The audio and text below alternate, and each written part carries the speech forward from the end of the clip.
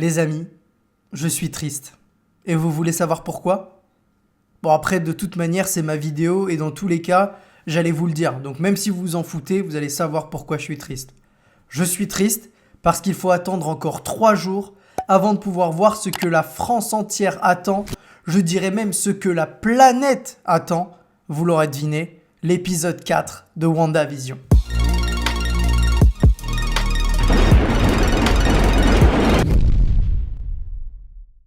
Alors oui, il va falloir encore patienter un peu. Et pour éviter de trop s'ennuyer, eh bien je me suis dit, tiens, et si je faisais une vidéo? Bon après, c'est pas comme si c'était une idée révolutionnaire, étant donné que j'ai une chaîne YouTube, mais j'avais envie de vous parler d'une idée que j'ai depuis quelques temps et que je voulais vous partager. Avant de commencer, je voulais m'adresser à toi. Oui, toi qui es en train de regarder cette vidéo et qui n'est pas encore abonné. Eh bien écoute-moi, si tu es fan de super-héros, tu es au bon endroit. Alors, avant de continuer la vidéo, abonne-toi, ce serait vraiment très gentil de ta part. Reprenons parce que je sens que vous êtes tout excité, vous voulez savoir ce que j'ai à vous dire. Calmez-vous, on y arrive. Pour moi, Mephisto est celui qui contrôle 80, voire 90% de ce qu'il se passe dans la bulle où se trouvent Wanda, Vision et tous leurs amis. Bon, en même temps, il suffisait de lire la miniature pour comprendre le thème de la vidéo. Alors maintenant, pourquoi je pense à ça? Eh bien, plusieurs choses. La première, c'est que dans la série, une couleur revient avec insistance. Cette couleur, c'est le rouge. On la retrouve dans la première pub pour le toaster, on la voit aussi sur l'hélicoptère avec le logo du Sword, on peut aussi voir le rouge du sang de la main de Dottie au moment où on a la radio qui s'adresse à Wanda, et j'ai peut-être oublié un ou deux autres moments où le rouge est présent, mais en tout cas, on voit bien que le rouge ressort par rapport aux autres couleurs. Alors oui, je vous vois venir, vous allez me dire que le rouge c'est la couleur qui représente Wanda mais aussi Vision. Mais dans l'imaginaire collectif, pour moi le rouge c'est surtout la couleur qu'on associe à un personnage, et je parle pas du Père Noël, mais bien du diable. D'ailleurs on fait référence au diable dans la série au moment où il y a la réunion des femmes du quartier. Vous savez, cette réunion un peu en mode sorcière d'ailleurs. Sorcière, diable, on est un peu dans le même délire. Dans cette réunion, Dottie dit que le diable se trouve dans les détails, ce à quoi Agnès rétorque, et pas seulement. Comme s'il était bien plus présent que ce que l'on pense jusque-là. Dans la scène du toaster, on peut voir aussi plusieurs références au diable. D'abord, à l'arrière du produit, il y a 3 formes qui, lorsqu'on les retourne, donnent 3-6, qui est le nombre que l'on utilise pour le diable. L'horloge également derrière l'acteur indique 6 heures. Ça fait beaucoup de références au 6, vous trouvez pas? Mais ce n'est pas tout, puisque dans la série, on a plusieurs personnages qui ont eu affaire à Mephisto dans les comics. À commencer du coup par Agnès, qui comme tout le monde le suppose est en réalité Agatha Harkness, une sorcière très puissante. Dans les comics, elle a affronté Mephisto, notamment avec l'aide de son chat, auquel la pub dans le centre commercial fait référence. Mais on a aussi cette scène où lorsqu'elle parle à Vision et où elle lui dit que son mari est moins laid dans le noir. Alors je ne pense pas que Mephisto soit son mari, mais que c'est plutôt une image pour faire comprendre à Vision qu'il y a quelqu'un qui se cache dans le noir. Autre personnage qui a un lien avec le diable, Wanda elle-même. Dans les comics, elle se sert de ses pouvoirs, mais également de fragments de l'âme de Mephisto pour donner vie à ses 2 enfants. Et dans la série, on voit au moment où elle accouche que le feu de la cheminée s'éteint dès que le bébé sort. Peut-être pour dire que le diable a fait son œuvre, une référence certainement au fait que le diable a joué un rôle dans cette naissance. Autre fait troublant, le livre que lit Vision dans le générique, qui montre une silhouette sombre sur un livre rouge, ce qui pourrait faire aussi penser à Mephisto.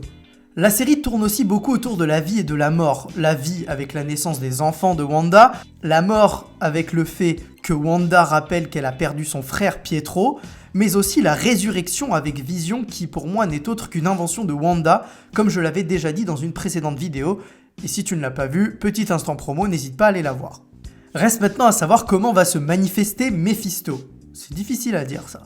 Au départ, je pensais que c'était Dottie, parce que la plupart des gens de Westview la craignent et tous souhaitent être dans ces petits papiers. Surtout quand elle entend le message à la radio, elle semble inquiète, comme si elle avait peur que Wanda comprenne quelque chose. Mais au final, si ça peut être une possibilité, je pencherai plus pour le fait qu'il va apparaître plus tard, et pourquoi pas le soir d'Halloween. C'est le moment parfait pour le diable de se montrer, le soir d'Halloween. Même si pour l'instant il ne s'est pas encore montré, même s'il aurait pu prendre l'apparence de certains personnages, il est pour moi celui qui contrôle tout. Wanda, mais aussi les gens dans la bulle. Quand quelque chose ne va pas, par exemple, le dîner avec les Hart dans l'épisode 1, il fait une sorte de reboot des personnages. Par exemple, le patron de Vision, il vient de s'étouffer, mais quand il se relève, c'est comme s'il avait oublié ce qui venait de se passer et il parle comme si de rien n'était.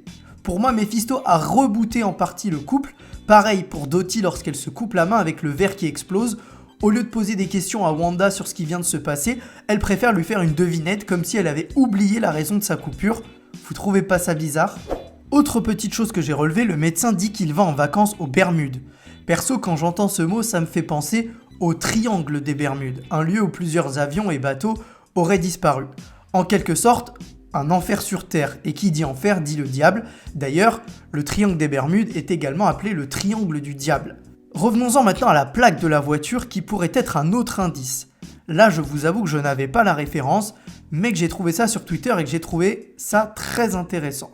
Si on regarde la plaque et qu'on s'amuse à bouger les chiffres et les lettres, on obtient une série de lettres et de numéros qui font référence à un comics des Vengeurs de la Côte Ouest, mettant en avant le personnage du maître Pandemonium. Un perso qui lui aussi a eu affaire à Mephisto dans les comics, puisqu'il a signé un pacte avec lui. D'ailleurs, c'est ce personnage, manipulé par Mephisto, qui va récupérer les enfants de Wanda et permettre à Mephisto de restaurer complètement son âme. Le maître Pandemonium va même remplacer ses mains dans les comics par les enfants de Wanda, obtenant ainsi leur pouvoir.